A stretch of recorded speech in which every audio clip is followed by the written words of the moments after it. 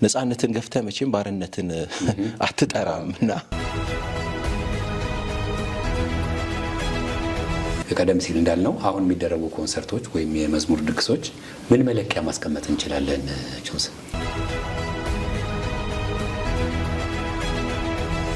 ከታሪካዊ አመጣጡ በመነሳት ኮንሰርት መንፈሳዊ አይደለም ብለው ይቃወማሉ።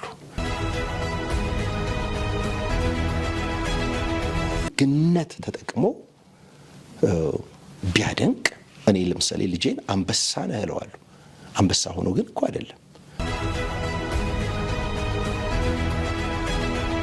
ትልቅ ውዝግብ ፈጥሯል ሶሻል ሚዲያ ላይ አይተ ሊሆን ይችላል። በተለይ ሊሊ በ100 ዓመት አንዴ የምትገኝ ናት። እንደሱ አይነት ዘማሪ የለም።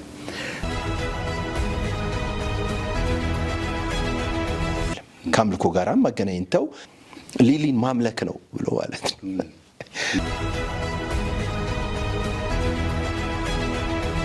በዛ ስብዕና ነው ያንን ዝማሬ ያመጣችው። በዛ መሰጠት ነው ያንን ዝማሬ ያመጣችው። ስለዚህ ስብዕናችን እኮ ዋጋ አለው።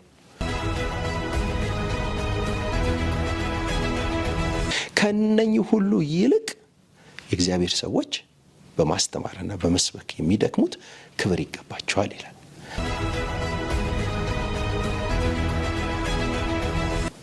አንዱ ኦፕን ክፍት ተደርጎ ኮንሰርት የሚዘጋጅበት ምክንያት ከተለያየ እምነት ውስጥ በተለያየ እምነት ውስጥ ያሉ ሰዎች እንዲመጡና ኮንሰርቱ እንዲታደሙ ነው።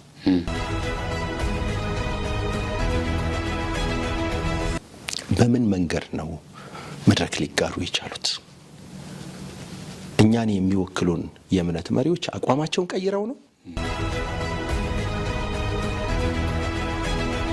ፕሮግራም ላይ ተገኝተን ንግግር ከማድረግ ባለፈ መጫወት የምንችለው ሚና የለም ወይ?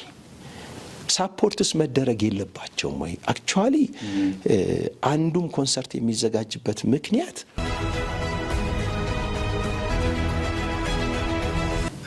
ሊሊን መሀል ላይ መስዋዕት አደረጋት።